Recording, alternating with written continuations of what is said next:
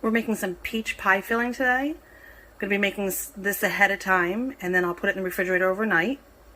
And then I will prepare the peach hand pies tomorrow. So we're going to let this thicken. You see it's starting to come to a little bit of a simmer, and I'll stir it. And then we're going to add some cornstarch that has been dissolved in cold water, just with a spoon or a whisk, whatever you prefer. And then that'll thicken the pie filling. And then we'll add some cinnamon and maybe a pinch of nutmeg, and they'll be all set. After adding the cornstarch, you definitely want to make sure that it simmers to a nice simmering boil. See, it's bubbling really well. That's going to be imperative for you to have it go like that so the cornstarch can activate and thicken the pie filling properly. So make sure you get that done. Keep in mind that this is also going to thicken as it cools. So you don't want it too thick, but you don't want it too thin.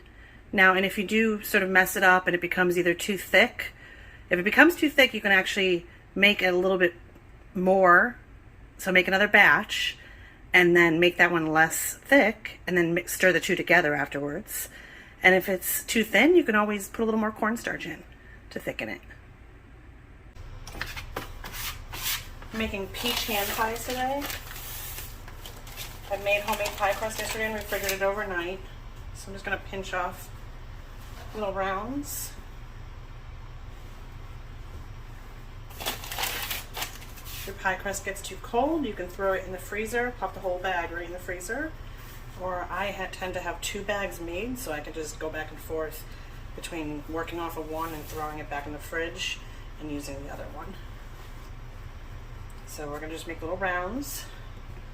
I'm going to roll these out. They're going to become sort of an oval shape.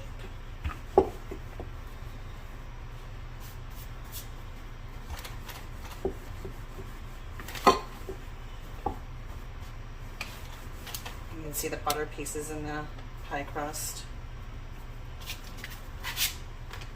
Oops.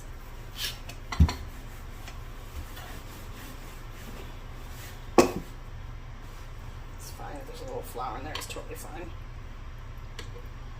Just be like a binder.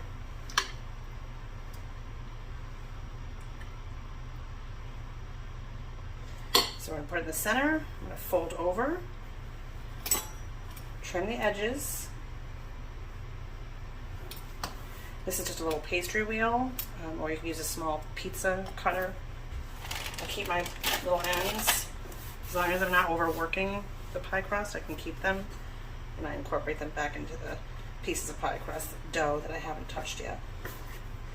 And I'm going to crimp the edges with a flour that's been well floured. I'm sorry, a fork that has been well floured. And that's it. And those will go on a half sheet pan.